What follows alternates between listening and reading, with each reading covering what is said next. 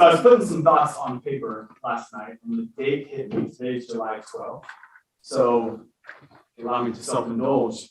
Friday's July 15th. That's 9 years since I joined Supreme. I don't talk about my professional baseball life too much, but everybody in my family played professional baseball. So growing up, that was like second nature. It just made sense that that's what I would do, right? So in the course of a couple of weeks, it was very apparent that baseball's not. You got to find something else. And the biggest blessing in my life was being able to meet Pat Flood. I had him come into my life about 8 months prior to me joining Supreme Lending. He said, "I'd love to hire you one day." I said, "Thanks, I'm a baseball player." Now we laugh about that. 9 years later, here we go.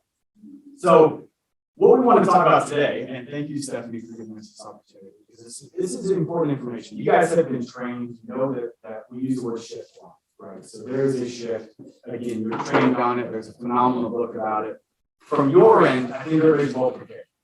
What we wanted to accomplish today is, from a lending aspect, what does a shift mean? What does that look like? There are rates, there's the economy, there's Fannie Mae. There's a lot of different factors in there. Do people in today, if you were to click on the news, are they getting accurate information? I don't care who they watch. Are they getting good information? Is it emotional? They have an agenda at hand, right? And a lot of that is to spark fear and to get people uproared and this, that, and the other. And everybody's got a very strong opinion. This happened to me a couple weeks ago. Anybody know Thomas Crone in West Cobb, productivity coach? Mm-hmm. He's got a young woman on his team, and she called me and said, "This guy is a young gentleman." Said he's asking questions I just have no idea how to answer. So she had him call me, and within the first 35 seconds of the conversation, he said, "I just want to make it very clear, I'm not buying a house because I know the market's going to crash like 2008. And I kind of chuckled. And we ended up having an amazing conversation. And I asked him, like, "Do you mind if can I peel back the onion? Can we go deep on some of these things?" And he said, "I've got nothing but time." He is closing on a house in 2 weeks, right? So that's not a pat on my back that I did anything great. All we did was have a conversation to say, this is what you've heard, this is what you're emotional about. Let me just give you what actually is going to happen, right? Or not what's going to happen, but let me just kind of overcome some of the things you think. Right? What does it mean? What have we seen in the past? What are some of the economic indicators that we could look at to reasonably understand what might come to pass, right? So with that in mind, I wanted to talk a little, I kind of want to do the same thing with you guys. Now, this has been my traveling show. I'm very blessed in my position where I'm at with Supreme Lending that I get to be in charge of a couple different offices. So this is like my 5th time. You guys are my biggest audience. So leave me a Yelp review if it's okay. If it's not okay, no abuse necessary. So I want to kind of go through the why, the what, and then maybe what the future might look like. And I want this to be informal. If I say something and you guys don't understand it, does that do anybody any good? No. Not at all. So feel free to stop me. Feel free to ask questions. Slow down. What does that mean? I don't want to talk military talk and NDS and all these things. So let me know if I'm not making sense. Because at the end of the day, the purpose of having this conversation is so that when you all talk to buyers and they say some of the things that this gentleman said to me, you could ultimately say, "Hey, great questions. Let me kind of fill in some data." But more importantly, we're not asking you guys to do our job. Have confidence that we know what we're doing. We know the industry. And then you can confidently refer Supreme Lending to kind of take that home and land your plan, right? So let's start with the secondary market. Baseball player. Some say I have the fastest hands ever. Do that on Google review. Does anybody know what mortgage-backed securities are? Very good. All right, so we're going to talk about this. Who's ever seen the movie The Big Short? Phenomenal movie, right? I laughed at that movie when I was playing baseball. Now that I'm in the industry, not like it's a little scary. So what we have is secondary market. We as Supreme Lending, we are a full service lender. That means we control the whole entire process from start to finish when you all refer us your buyers. After that deal is closed, we do what every other lender in the world does. We package those loans up. Some of them we'll keep and we'll retain, and we'll pay, that client would then pay Supreme Lending every month for their mortgage. A lot of those loans we package and we sell to the secondary market. Right? That is a mortgage-backed security. There are companies that you've never heard of that exist solely to purchase loans from lenders like us so that they can then have the rights to receive that payment each and every day, right? So that's a mortgage-backed security. That's when you hear about things like Fannie Mae, HUD, Freddie Mac, and guidelines. we have to have a loan that we can actually sell to that secondary market, because they're going to look at it and make sure that the lender has done their job, that we've crossed our T's and dotted our I's. Make sense so far? When they purchase those loans, they're buying them at what's known as a coupon, right? A coupon is the secondary market. What we, in today's market, we would call that a rate, right? So they're looking at what is the coupon that I can buy this rate at. If I'm going to buy, millions of dollars worth of loans, what is the rate? What's the coupon that I can buy it at? That's relevant. That's very, very relevant. And the reason why is because when they're purchasing those coupons, if I'm going to pay Stephanie a large sum of money, with the just for fun, the story over. And you'll do it for fun on top of it. I'm going to expect something in return, right? So those companies that purchase these mortgage-backed securities at a specific coupon, they want that to last. To show you how that can change quickly and how that might affect the secondary market, go back to 2020, right? March, COVID, work from home, rates go to unprecedented lows. Everyone in the world had a big smile on their face, but who? The secondary market. Because all of a sudden they're like, wait, we paid a premium over the last couple of years to get all these mortgages, and now they're being wiped off the books. There are no more loans. This doesn't necessarily get talked about, but if you remember, we were quoting people in March at like 2.5, 2.75. You come to work one day and all of a sudden the rate had jumped like 3%, right? 3.25%. We're like, what happened?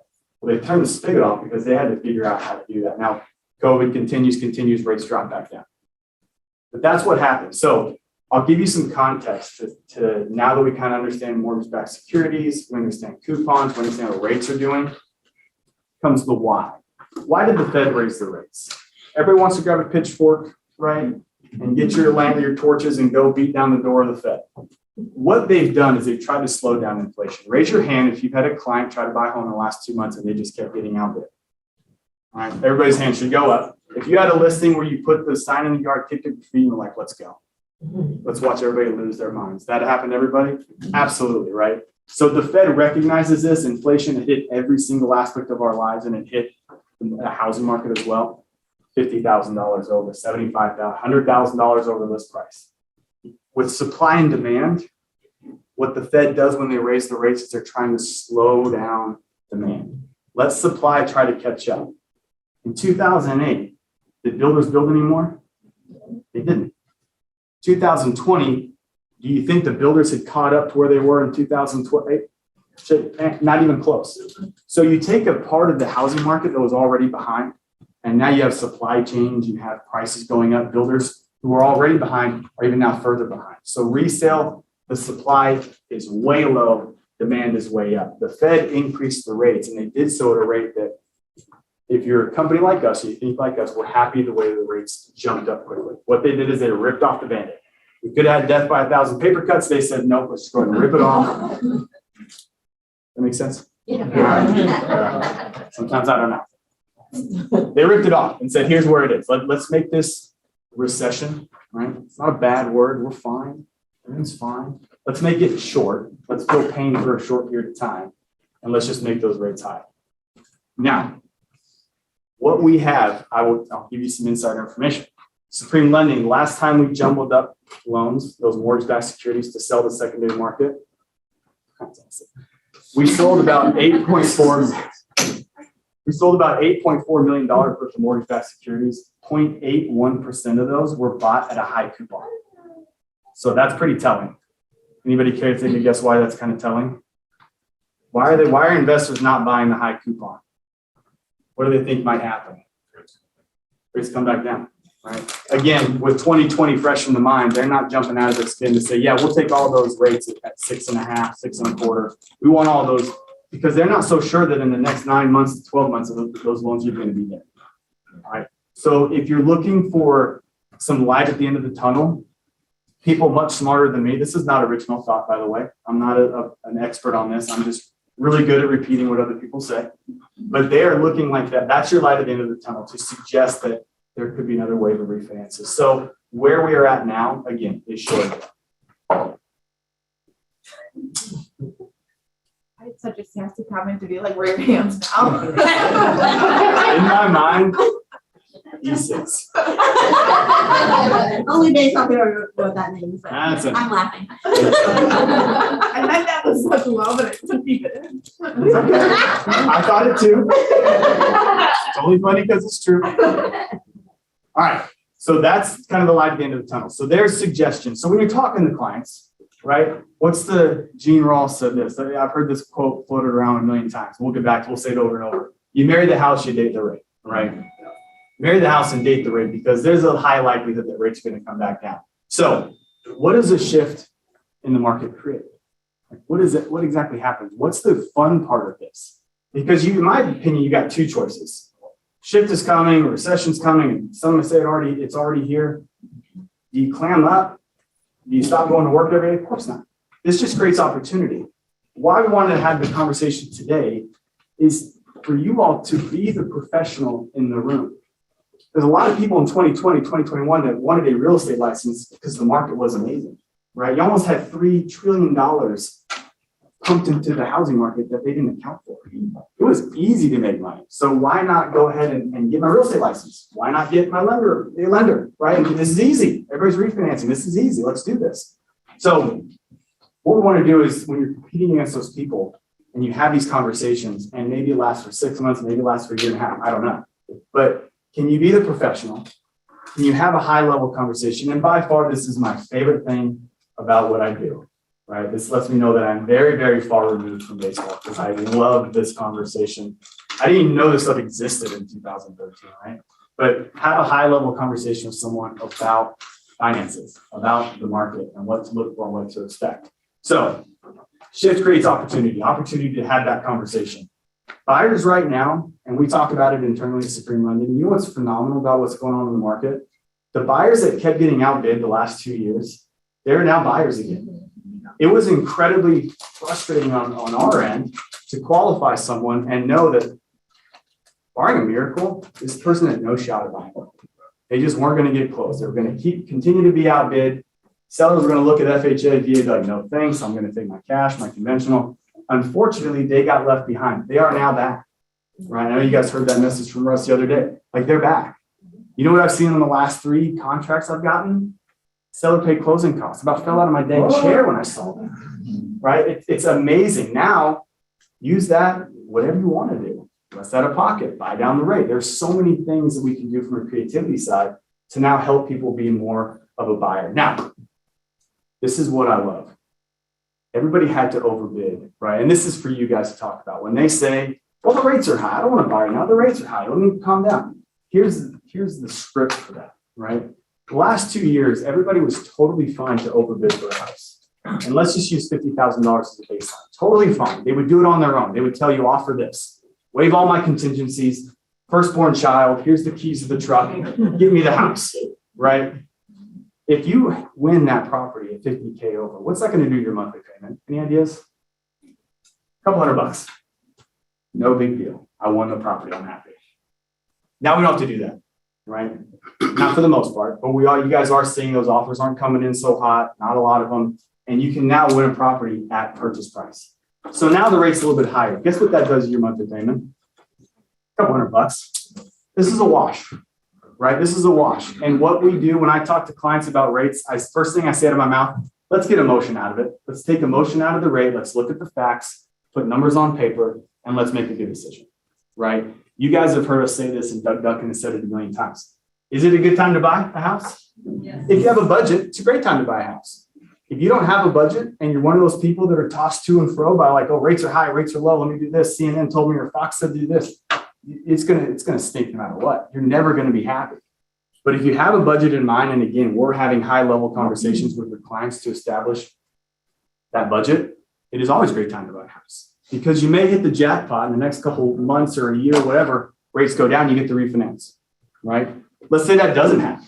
Let's say not everybody, but a lot of economists who think that's going to happen. If that doesn't happen and rates just keep going up, well, then the question to the buyer would be, well, what do you need to see before you come back into the market? What's going to make you a buyer again?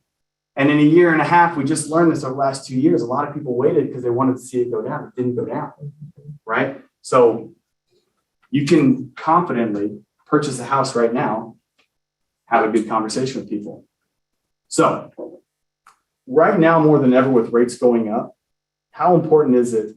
Everybody has a fiduciary responsibility for their client, right? Do we all agree with that?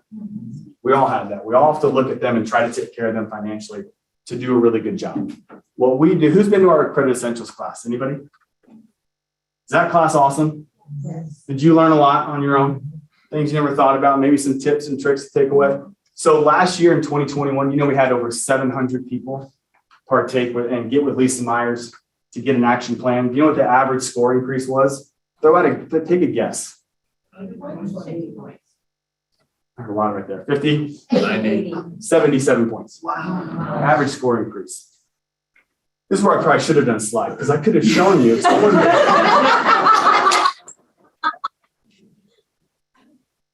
be better my second time. If you have a conversation with someone and they have a 660 credit score right now and they're trying to go FHA, you could say this is the rate. But if you go into our credit essentials class and we see room to get the score up, and let's say you get to a 700, even if you get to a 680, this is now the rate, right? You can tell someone that, right? We could say it's Amazon Prime Day, you're going to save a bunch of money. But if you go online, you see like, holy smokes, I can save some money. Now it's like, now I'm motivated, right? So when we're showing your clients, we're zooming with them, we're giving them spreadsheets, we're showing them a side-by-side comparison. Those are the clients that are like, I would love to spend whatever. Let me pay down that credit card. Let me talk about this collection and let me get my score because I know I can save this much money. Is anybody like just openly glad to take a high rate? Of course not, right? What does everybody want? They want the best deal. The best deal they can possibly get. So if you want the best deal, then you've got to get your credit up. So that matters more than ever, right? If you have someone who's talking about credit, they want a great deal, that's a reminder. You need to talk to Stream Lending because I know they can help you get the very best pricing that you can get, right? Not that we see on whatever, the news or online. Everybody has a best rate that they personally can get, and we'll get them that very best rate. Any questions at this point?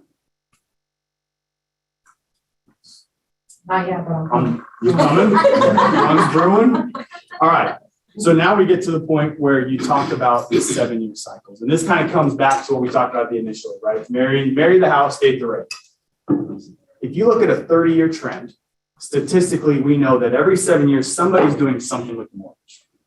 They're either going to sell the house, get a new one, or they're going to find themselves in an economic position where now refinancing into something better is a strong possibility, right? So you can talk about things like a 10-year ARM. You can talk about programs like a 7-year ARM. Is that for everybody? It's not for everybody. Of course it's not. It's not for everybody. This is why, again, you get back to a high-level conversation. I could be a lender that says, hey, go online and do the application online, right? What good am I then? What value do I add if I'm just sending everybody online? They're going online to fill out an application. They're going to purchase the most important thing they'll ever buy in their lives, most likely the most expensive things, and I'm going to do that online, right? If someone's going to put me in a box and that's going to be the one-trick pony? No. You have high-level conversations, you figure out and you ask questions, and then you get answers. You find out, you get curious with people. You find out what's their motivation, what's their situation. Maybe they're in a business and they know that every 4 years they're being transferred someplace else. Right? If you're not online, you don't get that information. Now the ARM probably makes sense. So there's so much to talk about, but we can't be sending everybody online or send people online. It's funny now, people are conditioned to that, right? Because I talk to folks and in 3 or 4 minutes, they're like, all right, where's the website? It's like, well, slow down. We're not going to do that. We're going to do this. Like, we're going to actually like interact with each other. Like, we're going to talk. I may get crazy and send you a Zoom link, and then you got to have your camera. I don't have mine on. We're going to talk, right? People love that, by the way. That felt really awkward for the first couple of times. People love the Zoom. I don't get it. We've got a video, so I promised you guys a Fannie Mae update. About a month ago, Pat had an amazing audience down in Florida. And he's had this slow leak, right? It's been like painfully slow, right? Itching to get the next video of his interview with Doug Duncan. So in this specific interview, he's talking about total sales for 2022, the rest of this year, and the 2023. All right, so pay close attention. Thank you. Doug Duncan is the chief economist for Fannie Mae. When I joined Supreme Lending, Pat asked me if I watched ESPN. I said, Pat, not only do I watch ESPN, but when it comes on the next hour, I'm still watching it. Right? That's how dedicated I am. Like, I'm bought in. And he said, no more. I'm going to introduce you to CNBC, right? Doug Duncan is your new LeBron James. Get to know these people because they're your highlight reel. That's who Doug Duncan is. If there's anybody who knows the housing market, it's Doug. Dougie Fresh.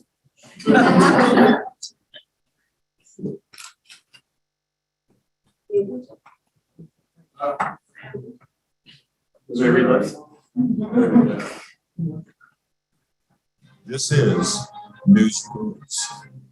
Tell us what your number of units as you see 2022 kind of playing out in 2023. Tell us about what you see in terms of housing sales.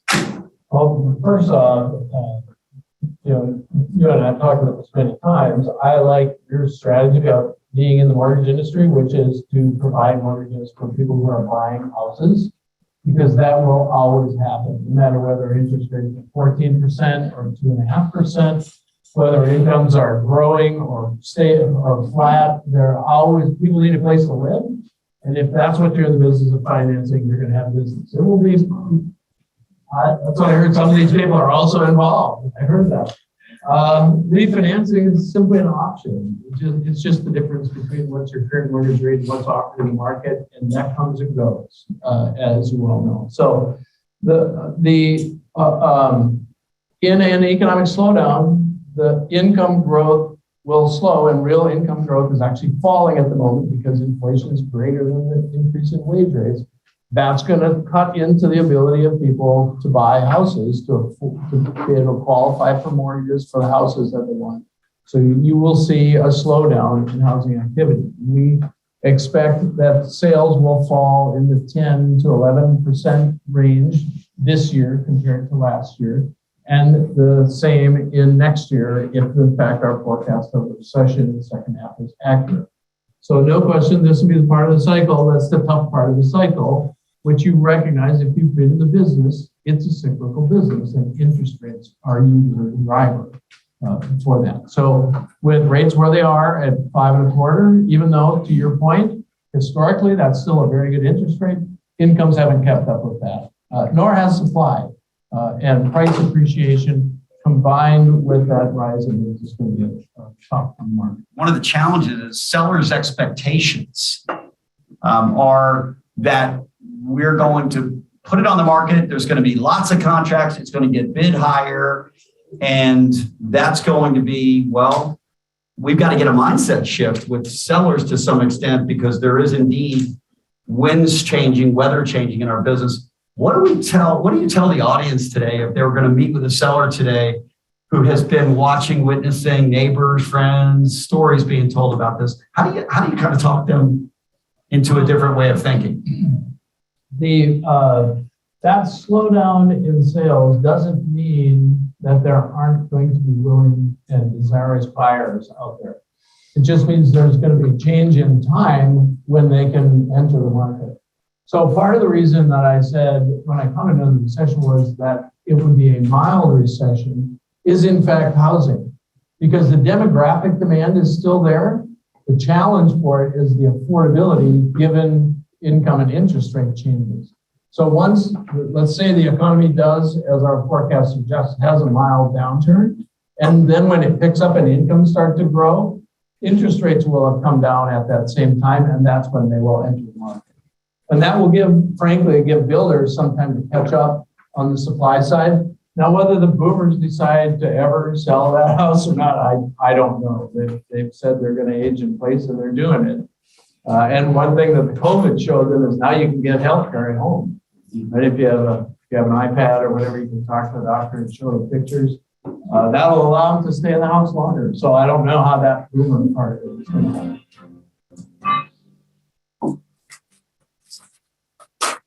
There's something punk teenagers say.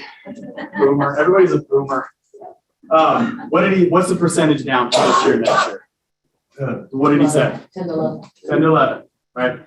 Perspective, two things to keep in mind. One, that's coming down from unprecedented highs, right? Two, where do we live? South. Thank you. We live in the South. This housing market that we live in makes up about 40% of the housing market across the country. So if the nation feels 10, 11%, we probably feel like a 6 to 5, maybe 7% decline. What the numbers, the data tells us, that looks from a resale standpoint, which matters to you guys, that looks a lot like 2019. who had a great year in 2019? Right? All right, is the sky falling? Oh, no, it's not. I love the little Easter egg at the beginning where he said, this is Doug Duncan's LeBron James of finance world. Tell him, Pat, I love the way you guys do business because we chase purchases. We're here to provide mortgages for people who want to purchase, right? We're not one of the companies that, oh, you can refi. Let me go hire the world. Let me chase it. I talked to one realtor in the Carsville office. Her preferred lender told her, now the refis are gone, I'm ready to pick back up and do your business. Yes, he felt super comfortable with her, right? Because that's what he said. Yeah, exactly. Income supreme lending for it. So when you have year over year 55% decrease in applications, this is when the mortgage industry starts to feel some sort of pain, right?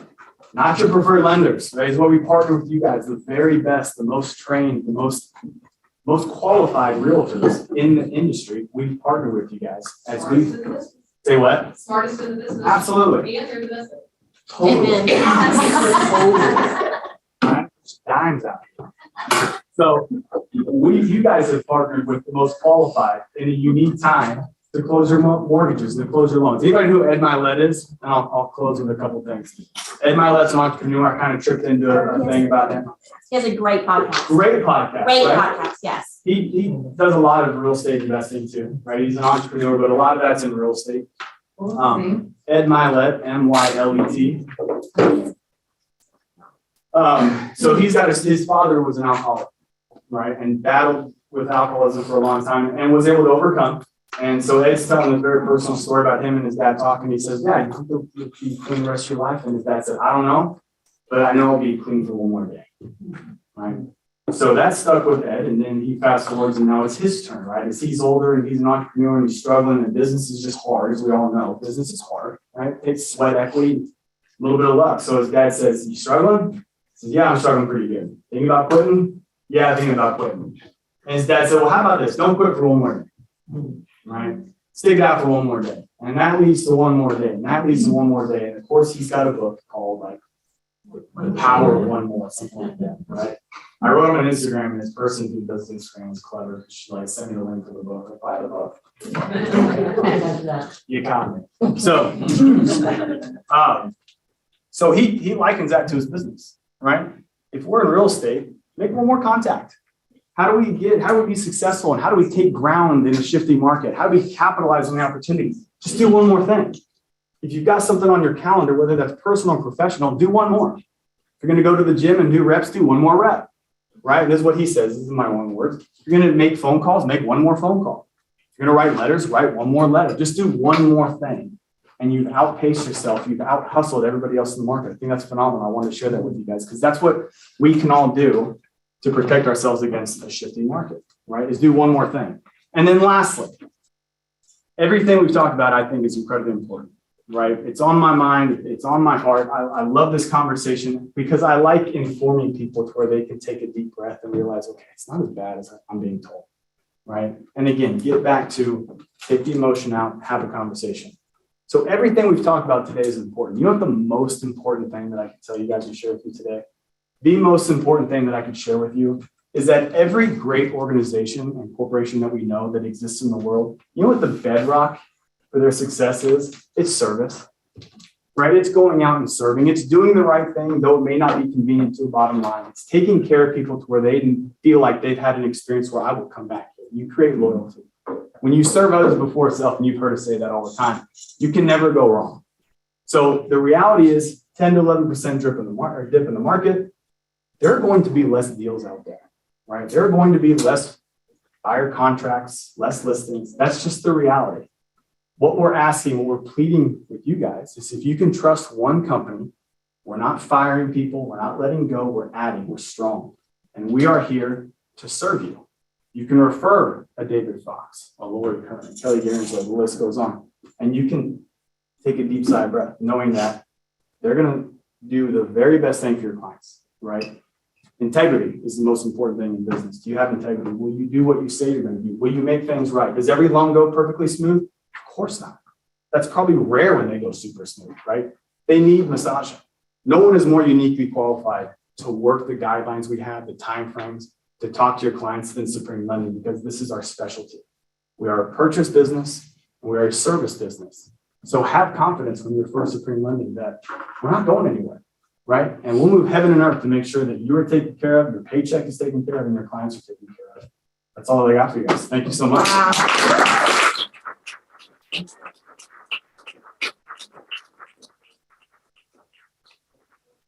Keep going. Yeah.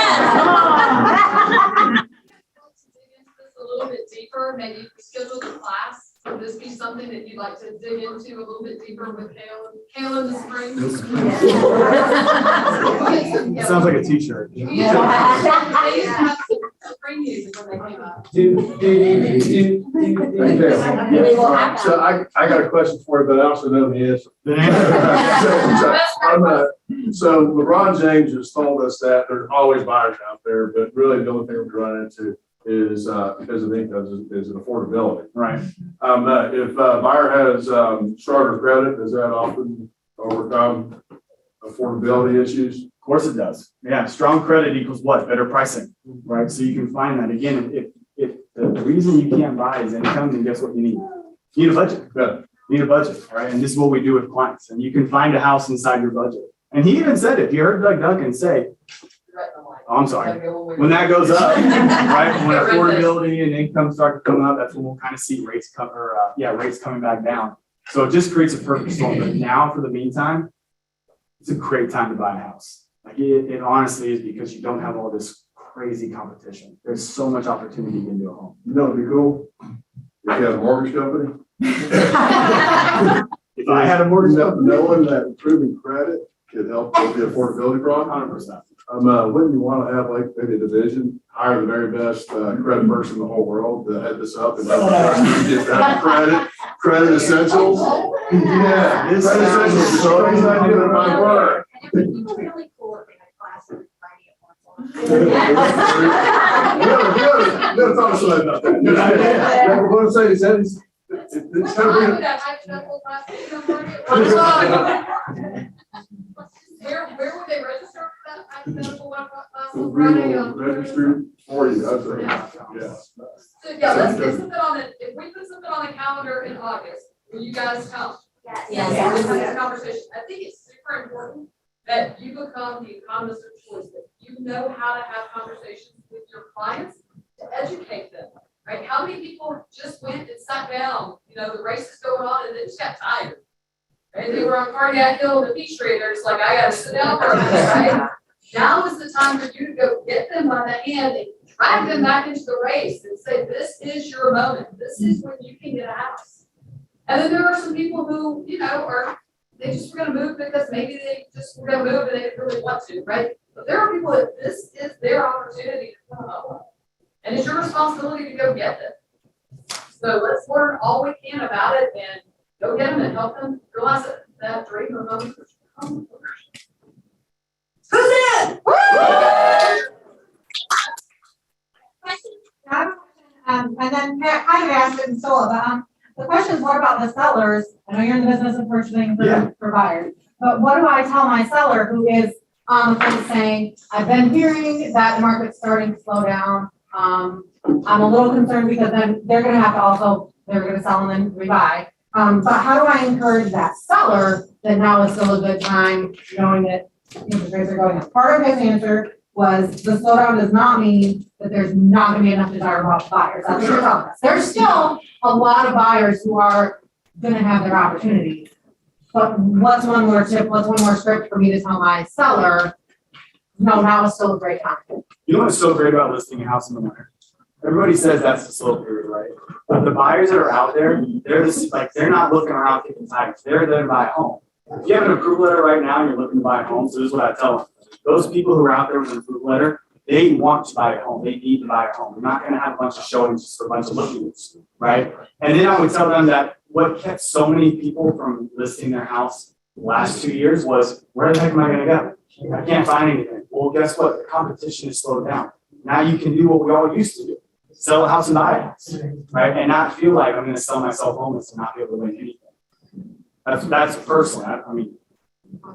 I have one more question, by the way. And it may not be for you. Huh?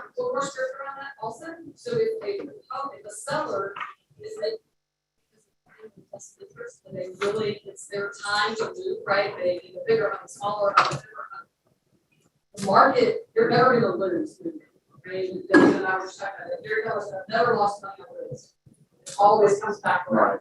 So if they're while the market may not support their financial goals in the moment, or they may not get as much for it, or it'll always support their lifestyle goal.